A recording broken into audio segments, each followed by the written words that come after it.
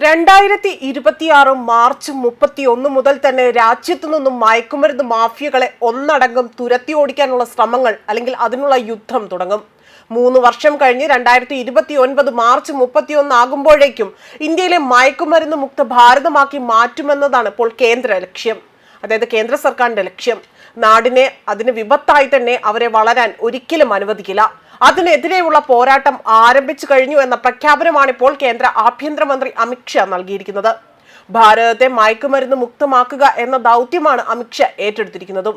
ഇന്ത്യയിൽ ഉൾപ്പെടെയുള്ള ജിഹാദി സംഘടനകൾക്ക് തീവ്രവാദം വളർത്തുന്നതിന് പണം സമാഹരിക്കുന്നതിനും മയക്കുമരുന്ന് അവർ വലിയ തോതിൽ വിൽക്കുകയും അതിലൂടെ തന്നെ പണം സമാഹരിക്കുന്നതായ റിപ്പോർട്ടുകൾ പുറത്തു വന്നിരുന്നു.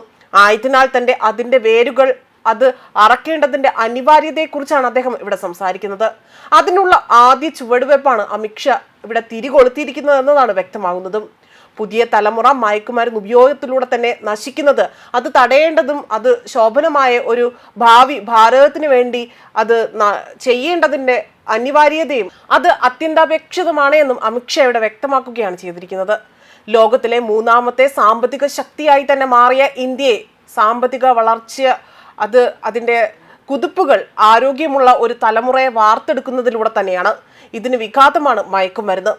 MDMA ഉൾപ്പെടെയുള്ള പുതിയ തരത്തിലുള്ള മയക്കുമരുന്നിന് കുട്ടികൾ എളുപ്പം അവിടെ വലിയ രീതിയിൽ അവർ അടിമപ്പെട്ടു പോവുകയാണ് ചെയ്യുന്നത്. 2026 മാർച്ച് 31 തുടങ്ങുന്ന മയക്കുമരുന്നിനെതിരായ യുദ്ധം 3 വർഷം കഴിഞ്ഞ് 2029 മാർച്ച് 31 ആകുമ്പോഴേക്കും ഇന്ത്യയെ മയക്കുമരുന്ന് മുക്ത ഭാരതമാക്കി മാറ്റാനാണ് ലക്ഷ്യമെന്നും അമിത്ഷാ വ്യക്തമാക്കി. ഇതിന്റെ ഭാഗമായി തന്നെ ഇന്ത്യയിലെ മയക്കുമരുന്ന് മാഫിയകളെയും ഇവിടെ നിന്നുകൊണ്ട് തന്നെ തൂത്തെറിയും. ഇതിന്റെ ഭാഗമായി 2026 മാർച്ച് 31 മുതൽ ക്യാമ്പയിൻ ആരംഭിക്കുകയും ചെയ്യും. കഴിഞ്ഞ ദിവസം ഡൽഹിയിൽ നടന്ന 9ാമത് നർക്കോ ഏകോപന കേന്ദ്രത്തിന്റെ ഉന്നതതല യോഗത്തിലായിരുന്നു അമിത്ഷാ ഇന്ത്യയെ മയക്കുമരുന്ന് മുക്തമാക്കുമെന്ന് പ്രഖ്യാപിച്ചത്. ഈ ഒരു ദൗത്യത്തിൽ ഫോറൻസിക് ലാബുകൾക്ക് വലിയ പങ്ക് വഹിക്കാനുണ്ട് എന്നും അദ്ദേഹം വ്യക്തമാക്കി. ഇതിന്റെ ഭാഗമായി തന്നെ മയക്കുമരുന്ന് ഉൽപ്പാദിപ്പിക്കുന്നവർക്കും വിതരണം ചെയ്യുന്നവർക്കുമെതിരെ വലിയൊരു രീതിയിലുള്ള ഓപ്പറേഷൻ അവിടെ ആരംഭിക്കും.